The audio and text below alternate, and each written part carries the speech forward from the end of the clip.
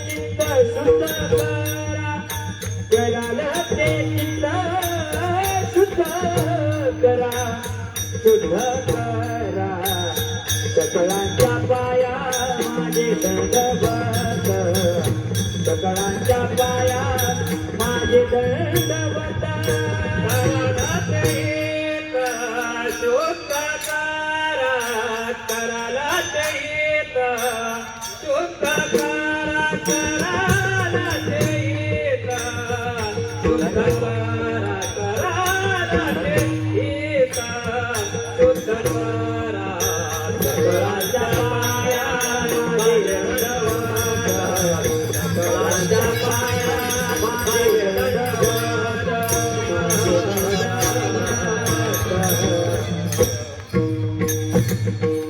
सकळांच्या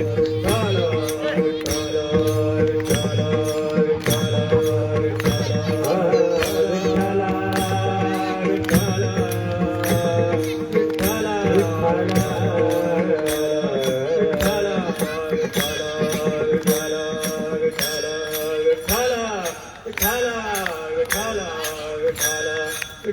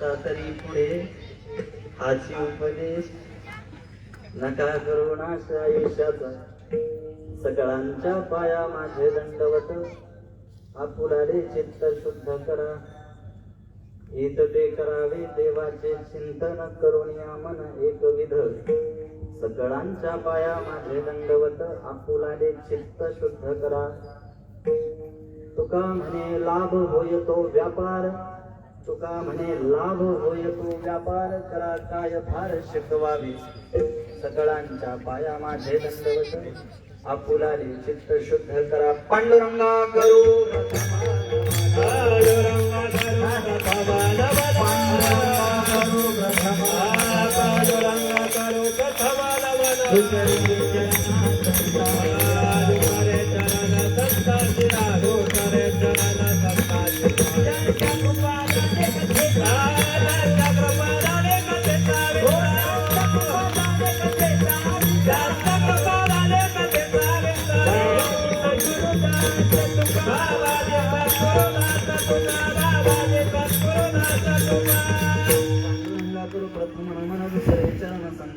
त्यांचे कृपादाने कथेचा विस्तारो बाबाचे सद्गुरुदास तुका हरि ओम ज्ञानेश्वरा करुणाकरा दया तुमचा अनुग्रह लाधलो पावन झालो चराचरी आता हृदय हे अपोले चौफाळून भले वरी वैसौ पाऊले श्री गुरूंची जयांचे केले स्मरण होय सकळ विद्यांच्या अधिकरणाचे जीवन श्री गुरु चरणाचे नमस्कार होणी आता तरी पुढे हाची उपदेश नका करून आशा आयुष्याचा सकळांच्या पाया माझे दंडवत आपुलाले चित्त शुद्ध करावे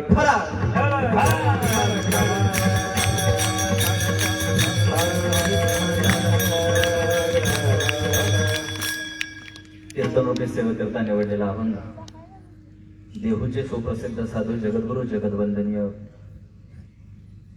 वैराग्याचे महामूर्ती श्रीमंत संत तुकाराम महाराजांचा 4 चरणाचा आणि आजच्या परिस्थितीला अत्यंत सुसंगत आणि मिळता जुळता अभंग आजच्या कीर्तनाला निवडलाय.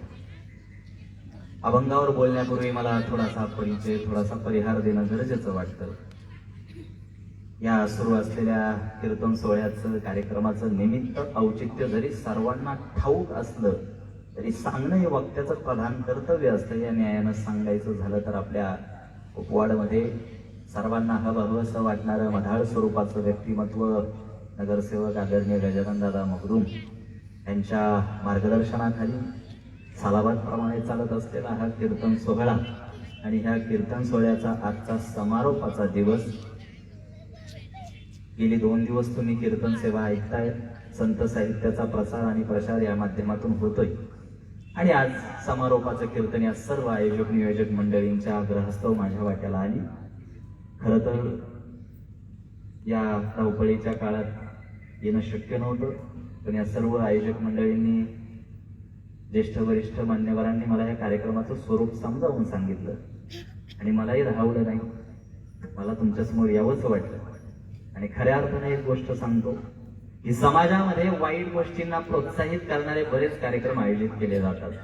वाईट गोष्टींना प्रोत्साहन देणारे बरेच कार्यक्रम आयोजित केले जातात, पण आपल्या प्रभागामध्ये आपल्या परिसरामध्ये कीर्तनाच्या माध्यमातून लोकांना संत साहित्याचे विचारच ऐकायला मिळाले पाहिजे. त्या उपक्रमाचं आम्ही कौतुकच केलं पाहिजे.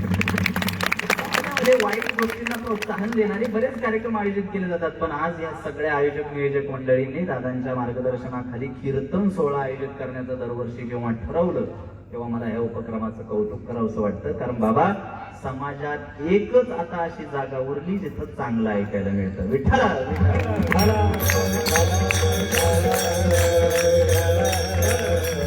आणि दरवर्षी होणारा हा कीर्तन सोहळा आज या कीर्तनानं सोहळ्याचा समारोप होतोय आणि म्हणून मला वाटतं की इतक्या मोठ्या संख्येनं तुम्ही लावलेली उपस्थिती ही मला खरंच कौतुकास्पद वाटते. आणि म्हणून इथं आल्यानंतर जेव्हा चैतन्य महाराज आता आम्हाला अभंगाचं निरूपण करणार आहेत, अभंगाचा अर्थ समजून सांगणार आहेत, तेव्हा मला तुमच्या सर्वांची एकाग्रता फार महत्वाची. सुरुवातीला सांगतो, इतरत्र उभी असलेली फिरणारी मंडळी जरा जागेवर बसा. काय होतं, शांत चित्ताने ऐकणाऱ्या माणसांचं लक्ष विचलित होतं. येणाऱ्या काळामध्ये अभंगाचा ज्या पद्धतीनं मी तुम्हाला उलगडा करून सांगणार आहे, तो फार शांत चित्ताने ऐकणं गरजेचं आहे. समोरची सुद्धा मंडळी जेवढी उभी आहे खाली बसून घ्या, कारण शांत चित्ताने कीर्तन ऐकणाऱ्यांचं लक्ष विचलित होतं. कॅमेऱ्याचं काम कॅमेरा चालू ठेवून आपलं तुम्ही सगळ्यांनी त्यांना व्यत्यय आणू नका.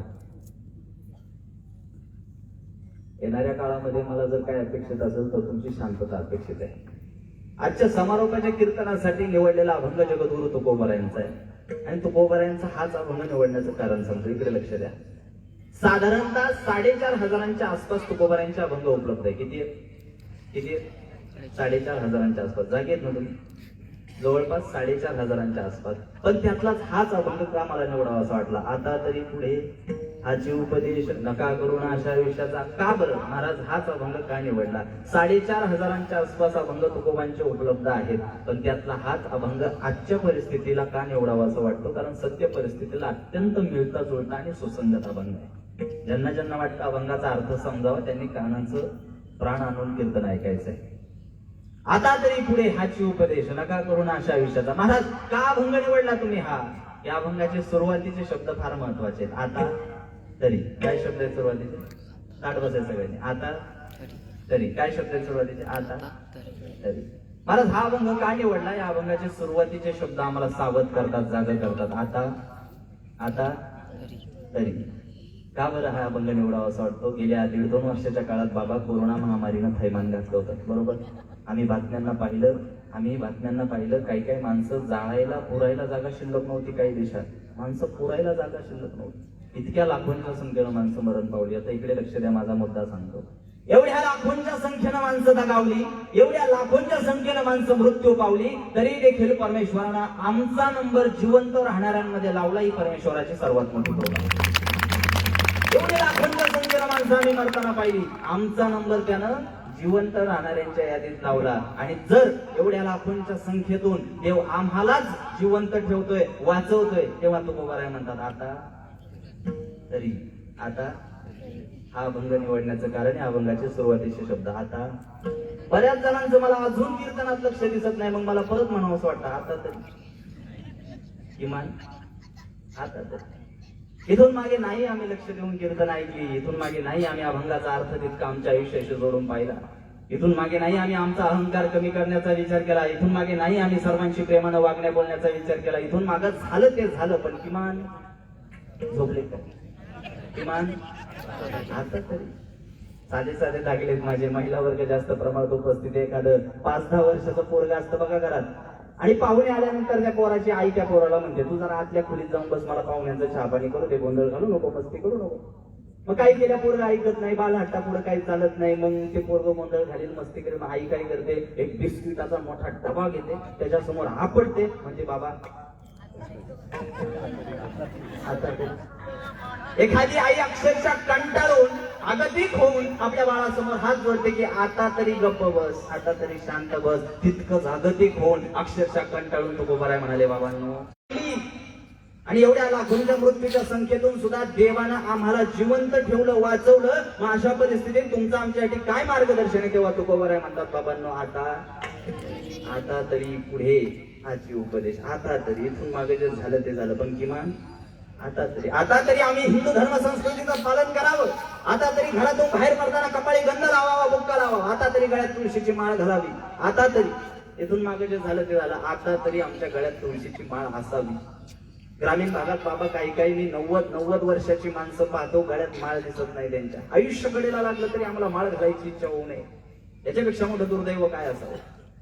आता हे माळाचं प्रकरण महाराज फार भयानक आहे. कोरोनाच्या काळात लय जणांनी माळा काढली आणि याच्यावर मीच बोलू शकतो, बाकीचे महाराज बोलणार नाही. मला एकाचा पुण्यातून कोथरूडवरून फोन आला, पण चैतन्य महाराज 25 वर्ष गळ्यात माळ होती. किती वर्ष? 25 वर्ष. म्हणलं होती म्हणजे? म्हणलं कोरोना झाला होता. म्हणलं माळ काढली म्हणून वाचलो. त्याला म्हणलं तू तसा तरी वाचला असता, आता नाही वाचणार, आता तू होलसेल मध्ये जाणार. घालीन लोटांग. विनोदासाठी नाही सांगत. कोणीतरी आमची माती बळकवतं, आम्ही घातलेल्या माळा काढतो. मला म्हणला प्रोटीन कमी पडलं. आता माझ्याकडे बघा ना, काय प्रोटीन कमी येत. स्पष्ट सांगू का, ज्यांनी ज्यांनी कोरोनाच्या काळात माळा काढल्यात ना, ते 2.5 उडी होते, काही कोरोना डुप्लिकेट वारकरी सांगतोय कशासाठी. हे सगळं चित्र तुम्हाला ठाऊक नाही अशातलं नाही बाबा, सगळं ठाऊक आहे तुम्हाला. वाटेल तेव्हा माळा घालायच्या, वाटेल तेव्हा माळा काढून ठेवायच्या. हे सगळं जे राष्ट्रजनक चित्र तुकोबांनी पाहिलं आणि मग त्यांना म्हणावं लागलं आता तरी नाही. इथून मागं तुम्ही गांभीर्यानं परमार्थाकडे पाहिलं नाही, इथून मागं कीर्तनातून ऐकलेले अभंगांचे अर्थ जीवनाशी जोडून पाहिले, पण किमान आता तरी पुढे हाची उपदेश. तुकोबारायांचं काव्य जेवढं प्रामाणिक आहे तेवढं कोणाचं काव्य प्रामाणिक नाही. जरा बारकाई नाही का.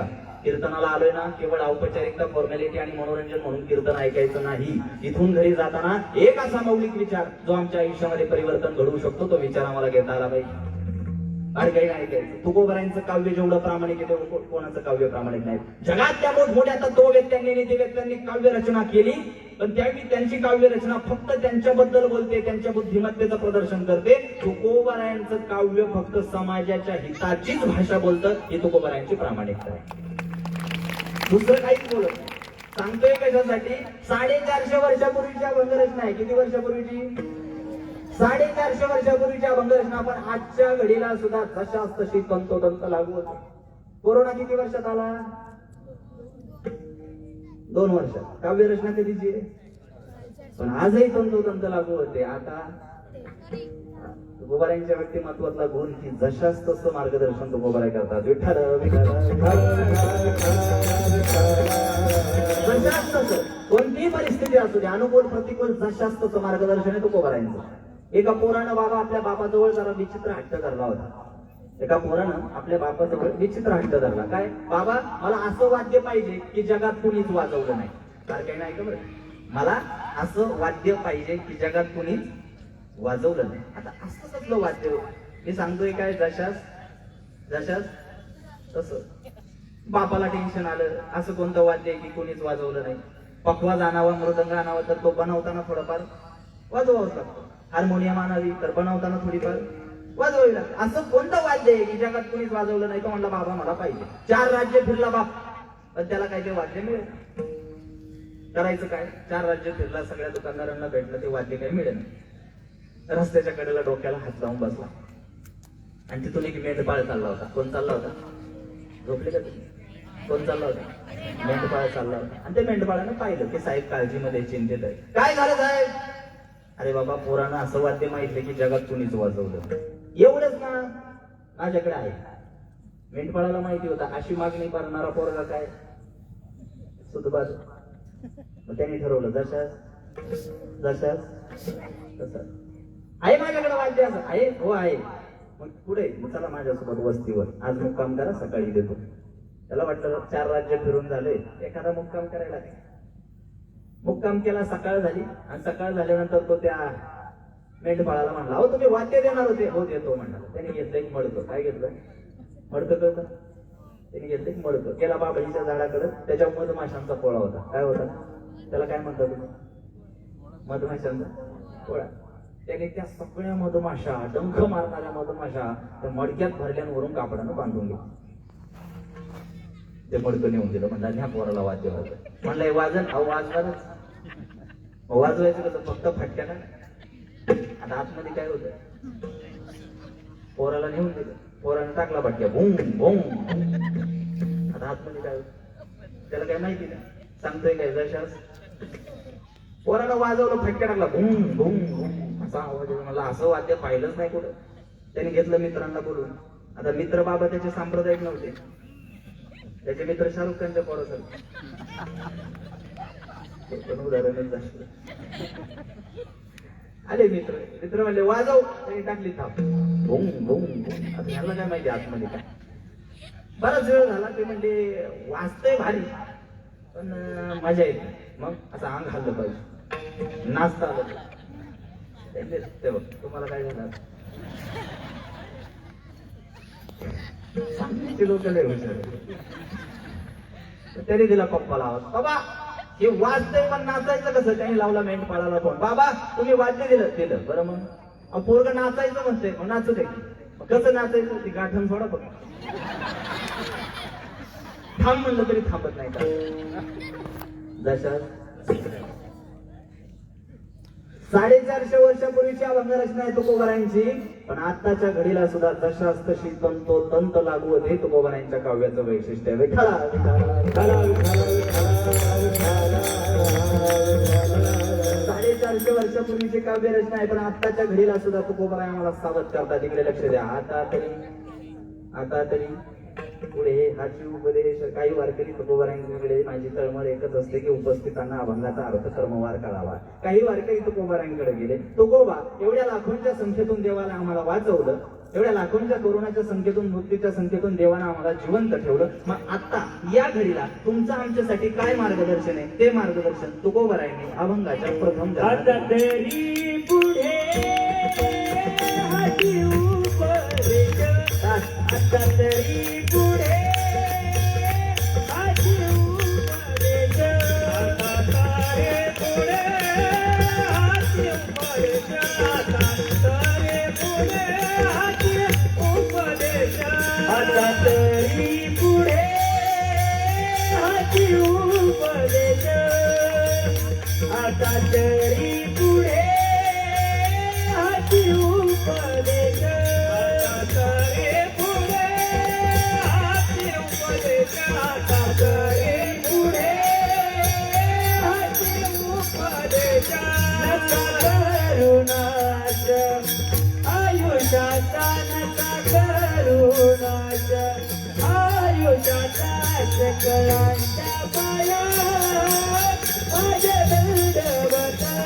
सकळांच्या पाया माझे दंडवत. नका करुणाच आयुष्याचा, नका करुणाच आयुष्याचा. सकळांच्या पाया माझे दंडवत. सकळांच्या पाया माझे दंडवत. आता तरी पुढे हाची उपदेश. नका करुणाच आयुष्याचा. नका करुणाच आयुष्याचा. नका तरी पुढे हाची उपदेश. नका करुणाच आयुष्याचा. नका करुणाच आयुष्याचा.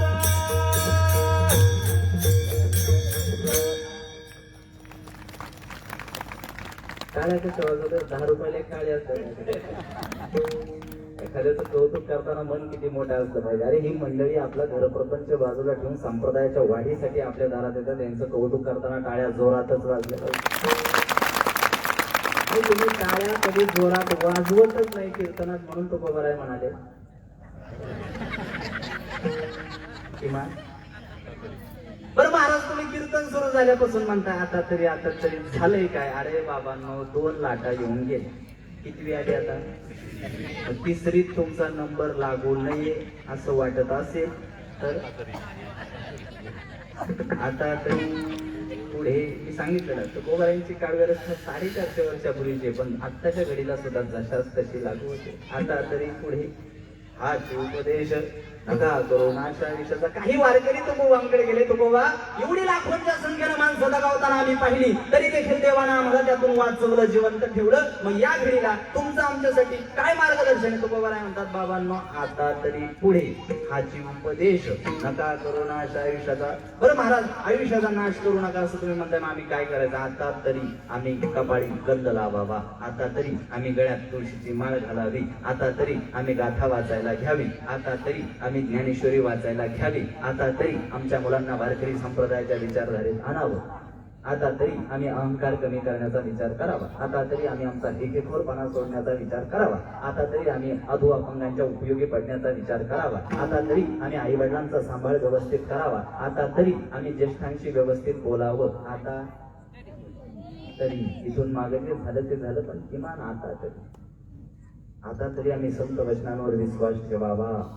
आतापर्यंत आम्ही कीर्तन ऐकली, प्रवचन ऐकली, कीर्तनकार पाठ झाले आम्हाला, पण फक्त कीर्तनात माना हलवण्या व्यतिरिक्त आम्ही काही केलं? हलवल्या माना. तुकोबाराय या सगळ्या निराशाजनक परिस्थितीला कंटाळून म्हणाले, आता तरी पुढे हाची उपदेश. संतांची वचनं कालही खरी होती, आजही खरी आहेत आणि उद्याही. इकडे लक्ष द्या. संतांची वचनं कालही खरी होती, आजही खरी आहेत आणि उद्याही. जेवढा संत वचनांचा पुरावा कोरोनाच्या काळात मिळाला तेवढा कधीच मिळाला नव्हता. सांगितलं होतं तुकोबारायांनी क्षणभंगूर नाही बरोबर आम्ही ऐकलं का? नाही ऐकलं. उपजेते नाशे नाशिले ते पुनरचिते ओव्या फक्त भाषणात म्हणाय पाठ केल्या लोकांनी. देहाच्या गावाल्या जन्ममुक्तीच्या सोहळ्या सगळं पाठ आहे, पण आचरणाशी त्याचा संबंध. आता काकड आरती झाली प्रत्येक गावामध्ये, झाली ना? मग काकड आरतीमध्ये तुम्ही ऐकलं असेल, आयुष्य जात आहे पहा, काळ जपत असे महा, संहिताचा घोर वाहा, ध्यानी राहा. हे सगळं काकडा करू करू वाकडा झाला कधी, पण आचरणाशी त्याचा संबंध. हे सगळं तुकोबरायांनी पाहिलं की संत वचनांवर अजूनही आचरण शुद्ध जीवन जगायला माणसं तयार नाही. पण त्यांना म्हणावं लागलं आता तरी पुढे आजी उपदेश, आता तरी संत वचनांवर विश्वास ठेव. कोरोनाच्या काळात संत वचनांची जेवढी प्रसिद्धी आली तेवढी कधी आली? ज्याचा परमार्थाशी काडीचा संबंध नाही, बारकाई नाही का, ज्याचा परमार्थाशी काडीचा संबंध नाही, ती लोक सुद्धा कोरोनाच्या काळात मला फोन करून म्हणायला लागले, महाराज कोणी कोणाचं नसतंय, वेळेला कोणी येत नसते, सगळं झुटे मोहमाय. आता कोणी कोणाचं नाही हे कधी कळालं? एवढे तुला कोरोना झाला, तू ऍडमिट झाला, तुला डबा घेऊन यायलाच कोणी तयार नाही, मग तू म्हणायला लागला नाही कोणाचे कोणी तुझे नवे कोणी. अरे तुला कोणी कोणाचं नाही हे समजण्यासाठी कोरोना होण्याची वाट पाहावी लागली. पण तुकोबारायांनी 450 वर्षापूर्वी सांगितले, जन हे सुखाचे दिल्या घेतल्याचे आता हे काळीचे, जन हे सुखाचे दिल्या घेतल्याचे. इकडे लक्ष द्या, समाजाचं खरं रूप खरं प्रारूप तुकोबारायांनी आमच्या समोर मांडलं. जन हे सुखाचे दिल्या घेतल्याचे. हा समाज फक्त देण्या घेण्याचाच विचार करतो. जोपर्यंत देण्या घेण्याचा समाजासोबत तुझा व्यवहार चालू आहे, जोपर्यंत तुझा खिसा गरम आहे, जोपर्यंत तुझ्या पारड्यात सुख आहे, तोपर्यंत हा समाज तुझा आहे. एकदा तुझ्या शरीराचे अवयव निकामी झाले, जगाच्या बाजारात तुझी किंमत.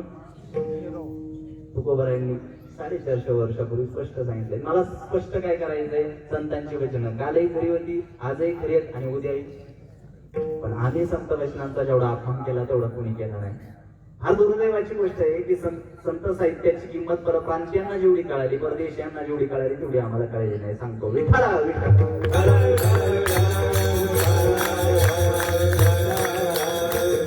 आज आमचा महाराष्ट्र माऊलींचा महाराष्ट्र म्हणून ओळखला जातो. इकडे लक्ष द्या. आज तुकोबांचा महाराष्ट्र म्हणून महाराष्ट्र ओळखला जातो. आज शिवरायांचा महाराष्ट्र म्हणून महाराष्ट्र ओळखला जातो. आज जिजाबाईंचा जनाबाईचा तुकोबारायांचा महाराष्ट्र म्हणून ओळखला जातो. पण त्याच महाराष्ट्रातला समाज संत साहित्याची उंची समजून घेण्यात अपयशी ठरला आहे. संत साहित्याची उंची परप्रांतीयांना जेवढी कळाली तेवढी आम्हाला कळाली. माझी तळमळ एकच आहे, कीर्तन सोहळ्याला आम्ही इतक्या मोठ्या संख्येनं कीर्तन ऐकायला येतोय. चैतन्य महाराज पुण्यावरून येऊन आम्हाला अभंगाचा अर्थ समजून सांगतायत, तर आम्ही केवळ माना न हलवता एक असा मौलिक विचार घेऊन जाता आला पाहिजे जो आमच्या आयुष्याचं कल्याण करू शकतो. संत साहित्याची उंची बाहेरच्यांना जेवढी कळाली तेवढी आम्हाला कळाली. काही वर्षापूर्वी अमेरिकेचे राष्ट्राध्यक्ष बराक ओबामा आले होते भारत दौऱ्यावर. अभ्यासाचा विषय बारकाई नाही का, कोणती काल्पनिक गोष्ट सांगत नाही मी. काही वर्षापूर्वी बराक ओबामा भारत दौऱ्यावर आले होते आणि आल्यानंतर आपल्या पंतप्रधानांनी नरेंद्र मोदींनी ठरवलं की त्यांचं स्वागत करताना त्यांना भगवद्गीता द्यायची. काय द्यायची? जागेत ना काय द्यायची? संत साहित्याची उंची कोणाला कितपत कळाली बारकाई नाही का. पंतप्रधानांनी ठरवलं त्यांचं स्वागत करताना त्यांना काय द्यायची? भगवद्गीता द्यायची. भगवद्गीता दिली. तिकडे गेल्यानंतर त्यांनी ते पाहिलं आणि त्या पीएला त्या नोकराला विचारलं बराक ओबामांनी की हे काय. तर त्या पीएनं त्या नोकरांना सांगितलं की हा भारतीयांचा धर्मग्रंथ, याला भगवद्गीता असं म्हणतात आणि भारतीयांची याच्यावर फार श्रद्धा आहे. कोणती काल्पनिक गोष्ट नाही, हकीकत सांगतोय. फार काही नाही का. संत साहित्याची उंची कोणाला किती कळाली. आणि हा भारतीयांचा धर्मग्रंथ आहे असं कळाल्यावर बराक ओबामानं त्याचं इंग्रजी भाषांतर मागवून घेतलं. 8 दिवस ती भगवद्गीता वाचली. कोणी? Barack Obama. 8 दिवस भगवद्गीता वाचली. त्याला कुतूहल निर्माण झालं, आवड निर्माण झाली. त्यानं त्या पीएला त्या नोकराला सांगितलं की या भगवद्गीतेच्या संबंधानं भारतात आणखी कोणते ग्रंथ असतील तर ते मागून घ्या, मला वाचायचे. भगवद्गीतेच्या संबंधानं दुसरा महत्वाचा ग्रंथ कोणता? ज्ञानेश्वरी. ज्ञानेश्वरीचं इंग्रजी भाषांतर तिकडे मागवलं गेलं आणि इंग्रजीमध्ये ट्रान्सलेट केलेली ज्ञानेश्वरी बराक ओबामानं 8 दिवस वाचली. आणि ज्ञानेश्वरीचं वाचन झाल्यानंतर अमेरिकन पत्रकार परिषदेमध्ये बराक ओबामांना प्रश्न विचारला की तुम्ही भारत दौऱ्यावर गेले होते, त्या भारत भेटीमध्ये तुम्हाला आवडलेली सर्वात जास्त आवडलेली गोष्ट कोणती? तेव्हा त्या प्रश्नाला उत्तर देताना पहिल्या वाक्यात बराक ओबामा बोलतो की जगाच्या पाठीवरचं सर्वात महान तत्वज्ञान भारतातली ज्ञानेश्वरी. अजूनही इंटरनेटला तुम्ही ते लोकसत्ताचं आर्टिकल सर्च केलं तर त्याच्यामध्ये त्याचं पहिलं वाक्य आहे, the greatest philosophy in the world Dnyaneshwari. कुणाचं वाक्य आहे? कुणाचं? आमचा ओबामा कुठे? धादेव. संत साहित्याची उंची परप्रांतीयांना, बाहेरच्या लोकांना जेवढी कळाली तेवढी आम्हाला कळाली. किती जणांना इथं बसलेल्यांना ठाऊक आहे तुकोबारायांची गाथा 12 भाषात उपलब्ध आहे. किती किती? इंग्रजी, फ्रेंच, सर्बियन, हिंदी, इंग्रजी, गुजराती, मराठी 12 भाषांमध्ये उपलब्ध आहे. आणि आणखी एक आश्चर्याची गोष्ट सांगतो, आणखी एक दुर्दैवाची गोष्ट सांगतो. या 12 भाषांचा सर्वे केला गेला, सर्वेक्षण केलं गेलं आणि त्या निरीक्षणात असं लक्षात आलं की मराठी भाषेतली गाथा वगळता, मराठी भाषेतली गाथा सोडून बाकीच्या भाषेमधल्या गाथांचं जास्त वाचन केलं जातं. कोणत्या भाषेतल्या गाथेचं वाचन कमी होतंय? आणि तुकोबा कोणत्या भाषेतले? गाथा कोणत्या भाषेतली? याच्यापेक्षा मोठं दुर्दैव काय असावं? संत साहित्याची उंची परप्रांतीयांना कळाली, परदेशीयांना कळाली, पण आम्हाला भूमिपुत्रांना, विचारांचे वारसदार असलेल्या लोकांना ती संत साहित्याची उंची कळेना. हे सगळं निराशाजनक चित्र तुकोबांनी पाहिलं. किड्या मुंग्यांसारखी माणसं मरतायत तरी सुद्धा शेजारचा सुधारायला तयार नाही, बदल आपल्या व्यक्तिमत्वात करायला तयार नाही. तुकोबारांनी सांगितलं, बाबांनो आता तरी पुढे हाची उपदेश, आता तरी इथून मागे जे झालं ते झालं, पण किमान आता तरी पुढे हाची उपदेश, आता तरी गाथा हातात घ्या, ज्ञानेश्वरी हातात घ्या. महिला वर्ग मोठ्या प्रमाणात उपस्थित आहे, पुरुष वर्गही आहे. एक गोष्ट सांगतो, मी नेहमी माझ्या तरुण बांधवांना प्रबोधन करत असतो आणि तरुण मित्र परिवार आज मोठ्या प्रमाणात उपस्थित आहे. सांगतो बारकाईनं ऐका. गाथा असेल, ज्ञानेश्वरी असेल, गाथा ज्ञानेश्वरी हे फक्त धार्मिक ग्रंथ नाही, हे फक्त धार्मिक ग्रंथ नाही. आपल्या जीवनात पडणाऱ्या प्रत्येक प्रश्नाचं उत्तर आम्हाला गाथा देते, येणाऱ्या प्रत्येक समस्येचं निवारण ज्ञानेश्वरी देते. बऱ्याच जणांना वाटतं की गाथा ज्ञानेश्वरी फक्त वारकऱ्यांची गोष्ट आहे, परमार्थाची गोष्ट आहे. अजिबात नाही. कधीतरी अभ्यास म्हणून ही ग्रंथ साहित्य कधी उलगडून पहा, तुम्हाला तुमच्या प्रत्येक प्रश्नाचं उत्तर मिळाल्याशिवाय राहणार नाही. मला कधी कधी गमतीनं प्रश्न पडतो कोल्हापुरी साहेब, रस्त्यानं जाताना एवढ्या महागातल्या महाग गाड्या आपण पाहतो, कोटीच्या घरातल्या गाड्या का लोकांकडे, फार काही नाही का? मला एक प्रश्न पडतो की कितीही कोटीच्या घरातली महागातली गाडी असली तरी ती बिघडल्यानंतर दुरुस्त करायला गॅरेज मिळेल? किती महागातली गाडी असते, ती बिघडली, ती दुरुस्त करण्यासाठी गॅरेज आहे. मला प्रश्न पडतो, कधी ही गाडी बिघडली, बुद्धी नावाची गाडी जर बिघडली, कुठं दुरुस्त होणार? कुठं होणार? आहे गॅरेज आहे, कुपवाड मध्ये आहे कधी? असलं तर मलाही सांग. ही जर गाडी बिघडली, माझ्याकडे पत्ता आहे, सांगू का? मी जाऊ का निघून? सांगू पत्ता. बुद्धी नावाची गाडी बिघडली, तुकोबारांची गाथा, अंतःकरण नावाची गाडी बिघडली, माऊलींची ज्ञानेश्वरी.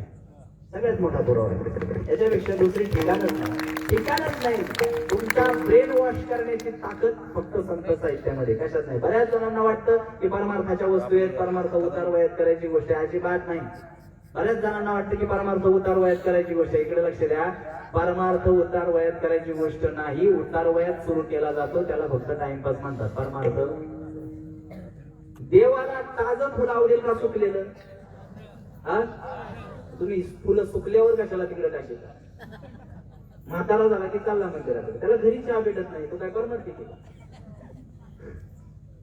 उतार वयात करायची गोष्ट परमार्थ नाही. आणि ज्यांना वाटतं म्हातारपणीच परमार्थ करायचा असतो, त्यांच्यासाठी सर्वात मोठा दाखला देतो. उतार वयात जर करायची गोष्ट असती, परमार्थ उतार वयात करायची गोष्ट असती, तर वयाच्या 16व्या वर्षी माऊलींनी ज्ञानेश्वरी सांगितली असती. सगळ्यात मोठा पुरावा. परमार्थ उतार वयात करायची गोष्ट असती तर तुकोबाराय म्हणाले असते, थोडस 60-70 वर्षाचं झाल्यावर डोंगरावर जाऊ. नाही, तरणा भाग्यवंत नटे हरी कीर्तनार्थ. शब्द काय? तरणा. तरुणांसाठी उद्बोधक आणि मार्गदर्शक असा